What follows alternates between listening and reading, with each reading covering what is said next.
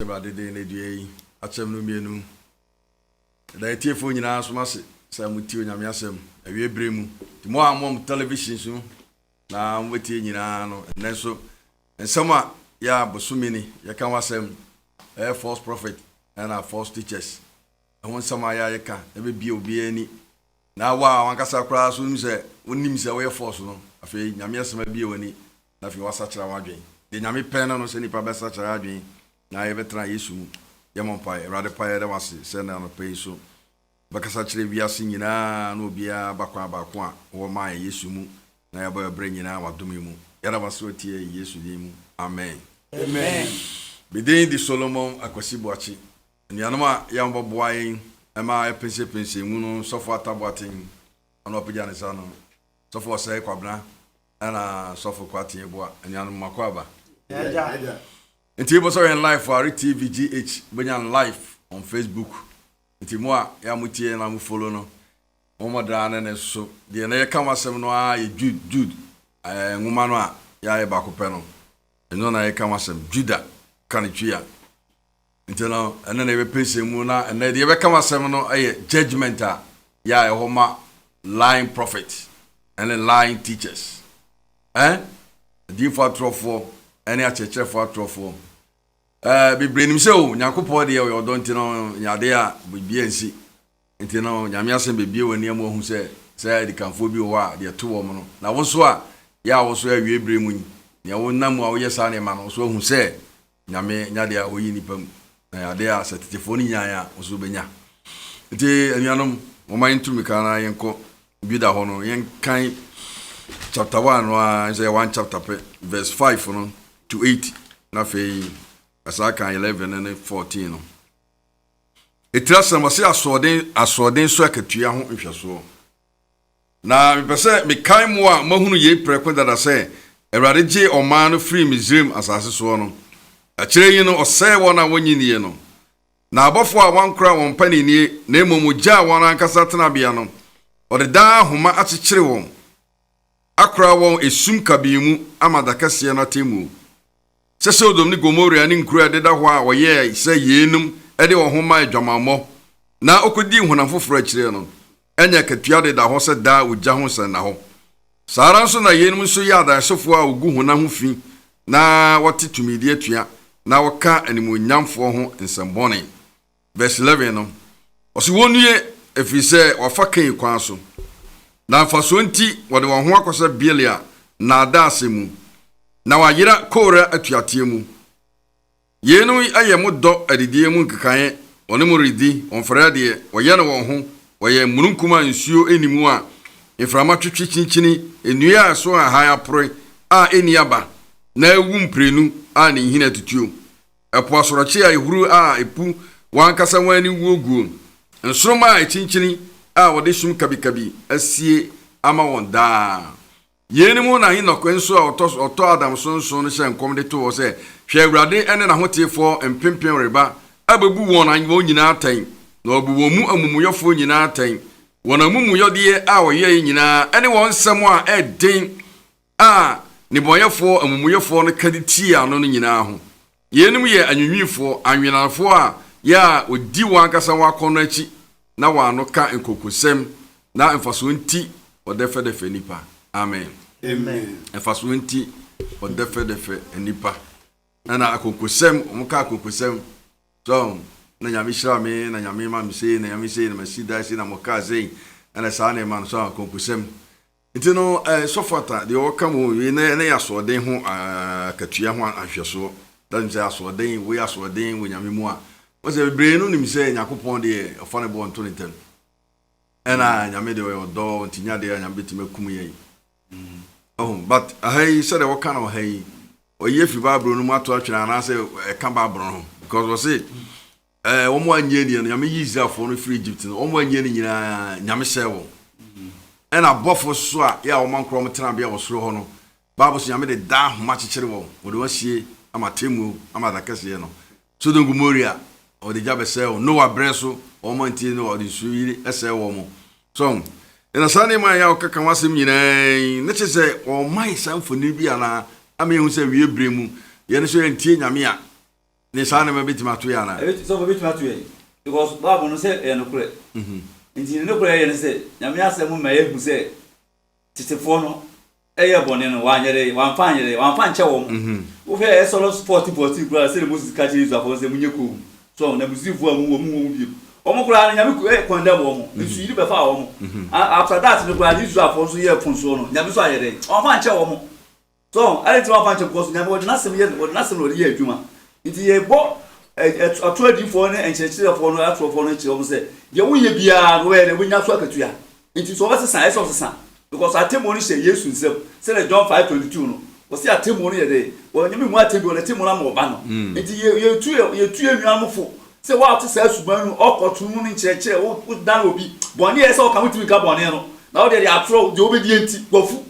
so wafu nti wo ye dey wakata atro wakata lekure no so Proverbs 28:20 wo say onipa no konfo no ye dey enhira be doso na wo do penteme nya na ho no ye dey wo nya no totro enti ne kure ye se be kan Yesu mu de kure se ba ye kan Yesu mu de kure de ne ya dwe se ye pedi be di enti ye twa kontompo se ya temu da ho ma ye atemu because wa fa nche tetefo no a ye so mo se lo kan no apreso no wa fa nche wo mo so e solo gomolia wa fa nche wo mo so wa fa nche sa nkofo ne dia ye di enti na che se ye so betumi dia che enti oboy kokko se enti ye sisa fi se suban tutu atwo di fo ne atwo nche chire no se ye dan ni pa fi ne kure no ho Yesu ne kure no ho ne yakoti adada adi ti se me she nkoma me she no bitu se nkoma she ne nim ba bia enso ye se be ka ikakra me di enti so no ma ka no ma je ufi se bia oh we dey for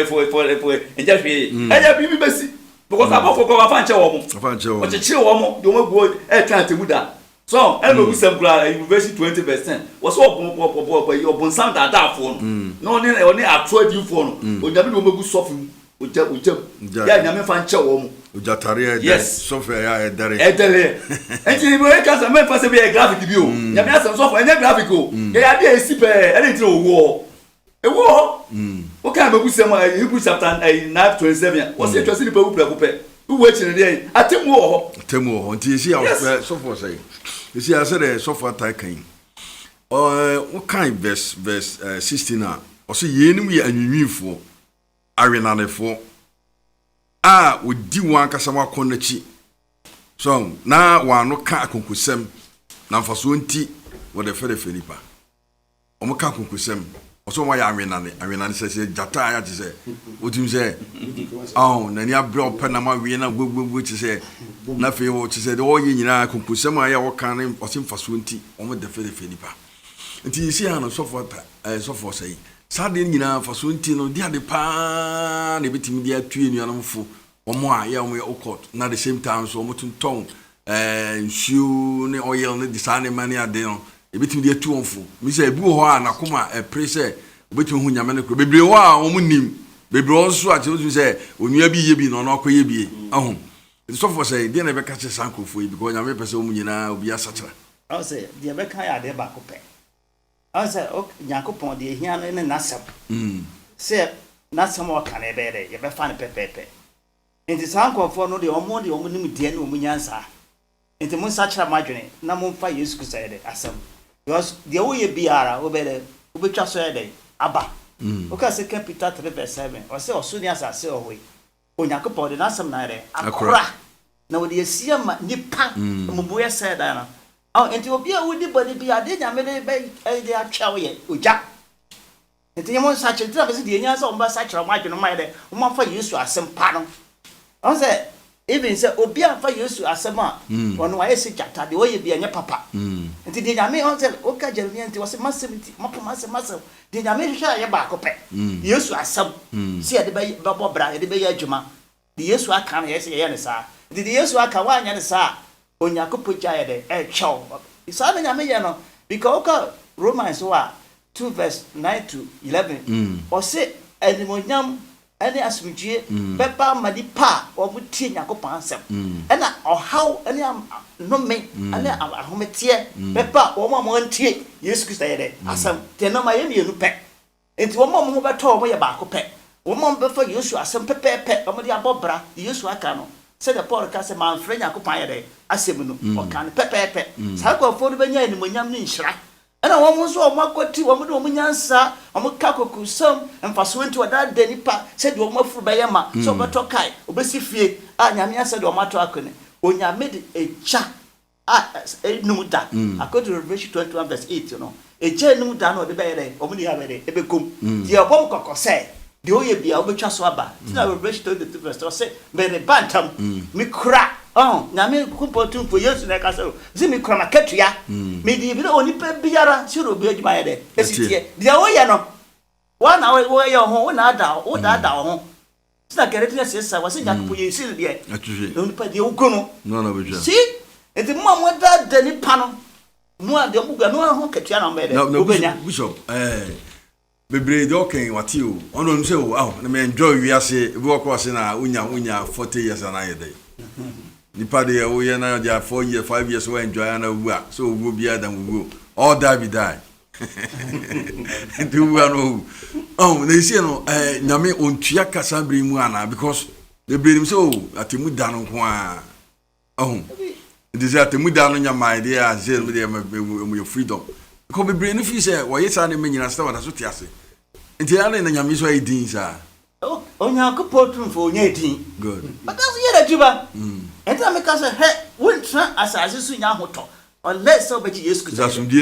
Yes, there's no Oka Azaka, Isaiah 40 verse 20. There's no peace for the wicked. Say the word, the Lord. And this is how we did one here. And Cassa, Minya Unya 17 a day. No, Ubenya are searching at her, your cousin. As I see, as you know, as I just want for you, so, oh, go, how my own talk, ya dear America, ya dear any other, and the may Adam a coronavirus, and the covenant because of sin. Because according to Deuteronomy 28, a cunning now also doctor was over fear, I hope I do. And I'm saying, Yamia Sama, Nippon fan and dear, Papa. It's a moment, yes, soon Yami and a Jima. No, you be open your such a yes way, and son of heaven, oh, son of some gems said, oh, to Mamma for you, as on but and I have a say, oh, home, and more deep on this was or honey, I'm a new better, about 2 more, I will some gems say, oh, Mamma, the back pet. Jesus, I am the way, the truth, and the life. No one comes to the Father except by me. Except by me. What is? Yes, it is so for quitting. See, the Kakai, the Bobo Sweeney, they say, the brain noble. Oh, now, me say what in Bobo, maybe a yamu, your dear, sir, a default trophy. So, omoye, and that's a chef for the Union of Soccer, say, Pano, Aska. So, nano say Jawman and father call line prophet, no. It is in never be an omo ye, and shoe or any never bay, Bobo be din the Panunces animal and Fiji. Oh, you suffer, I'm sorry, that was it. Suffer, I am Gasset. Dear or pass with tear as a pavilion, ever one more. Son said, ye pass a trini pavilion, ever be so. I guess will be a default to 4, and will be on fire years or some fire, and more brown on fire and Yedma. No default to 4. No, to step out of us no beer, or Danny years or some part at a quiet room. And when I said, I'm not deformed about Riase, almost 2 dear. And your tone in sensu, your tone bonus, your tone, oh, yeah, 2 minutes, me was so for to be bad team, so can I say. So we need 2 minutes, I remember. I want to suffer, when you're so full, we are default for consultation. I asked for the infant, and I used to, and I used to father and Cassadongasa. Or Jiska and our tour, the movie said, Masaya didn't Mamiska. Said them metro 10 verse 80 canon. Or say, I got a 4 year so idea. No Munian Kaka, so for Ubia or so diffubia. One for is was some and then bia when you before. There's almost Tony and so for Tony maybe I will be out. Call us our cassette. First Cabrata or Pama, side for the Ferrari. Why or default for. And almost what? Almost is with new credit and church. Almost than added that. Yes, it. Sir, one title, ya domium. Hey, so for me, Chassis. Not in us of women because I have 7 2 for 2. Obedient. Said the Roman 16 18 canon. And it's so for almost Tomato used to me as some panel. And they are there at all. I told you when you're Hobotona would you for no. So for me, would you for me are no cast, cast, 7 8. So for and I hear no. Why? upon this na Bible say no be na e great cram so for odi for na so na popra o ti mi no na bi tuska gu so for tuska onam kroma aduma na o tuska gu so for ndisa say ene hwe o henfa okọ adenta yeso okọ this no um ti ene onya nyina oton nyina ni nyina so yeso obugu mpo e coat no oton and we na entrance no na ba say manga na nyina fa yesu na so na se bishop hwe so 28 ya mo se nema koso ho nyina o wiase a ya nipa bre ne ade nyina wo ho yes ya de doma ho duo ani fra ne dam ahu sane me nyina ade ba kopɛ oso antie awurade a sane me nyina ba beto anum nyina ba ne to bebi ahu ya na ifi se nyame de oyo odo no sane ma no ya de no ya de a ifiri bonsam hwe ahu ifiri bonsam but Bible say the nipa uguo no ano na betwa it is so for quite you see I anyma mo ton no me say bobo e anointing oil sofo na dey bem sofo e mo ton no sofo and handkerchief ene bana Canada badness no sofo om de fa dey om nyame om enkuto enyine enkuto ni na sofo na kosua na nkun re dey sofo se nkun na se abefo nkun onu asabe fo nkun na abenkun no Yesu ti mu a Bible say Fred of was it the two mu no so we are so ba na na abenkun na me de be sa na obonsam ti ma me chen na so for kini so ho so tat ma trene a na be ho to me ba so for be che so what am trene no trene na mu go to nkun no na bo dwaman ne bu amoba esra nkun be cha akova eno no nkun na no do ne Yesu na sampa ne trene kwa so trene ene so bia bo botre ne ahoto woda ne mo so wona ntre mu dia ena woda ahoto so for na o ke bi se wo hwe adifo na bebe no so for bebe o yare de hu bebe obi bo pampers ba o hu mbati bi so wo hu o bo ha pa obi ma pa no mu di so for e kwa what why yes why get you so for obi dia so but I was say do piece of big you say big crack chinchini to ma pa de no scan board den so no mu di ya just say big toilet no ne sa na bi che say ene ma ye hard ene ma niti so fata na santinti nyame timi masika na ya che say nipa e pesa akwa no mum se no mu ne benyiska I was a get to we say na sika you tell me there no fe e la dia na ya di se betie num no yimu dumi no ogwamo ku no oje ahunya na ni munyam ne ma se bi nyina so amode je se na se Yesu mu die enyu we Yesu mu no je se ya na bebre ye pre na be kai you Proverbs 28 verse 20 no wo so no kwa fo hisa be doso ba do pente be nya no nya no to because o person di pa person o sisi ya ne bombo o e se bi kura tim de bi a o ma me kura tim e bodi boda mi da enyu ma ko fa so mo so no wo mu nya bra ko mu film se nye so ti yeso mu ma pan mu ye kan nyina fa mu ko ship so bu ana de kura so na obenanti sa amade achi and bozo ko preach ya iso no ba dance no ansa onu mo nya na yi ani ma ya ti se chiwade na bonsam o ma ye ani ma nya mi chiri no anything na 1 Corinthians 10 no verse 9 ko kunkun o ko so nyame hwe o se so kunkun o mu no na o ka bi se o nyame ya de onya di judgment wura hu judgment koso pa yanka e de dia ka bu se nkofo yale hyem o so nyame nchare bo hye ho ne mo ma ne boju chare mai o mo so bia ba yira se le sika Peter 3 no me kan sana nyame hwe so for say ni ti che se nyame doyi ara ni nipa mpe nyame doyi because we share Yesu doyi a ya o de ba ma ye a ne nipa kura we di say we dey me 120 years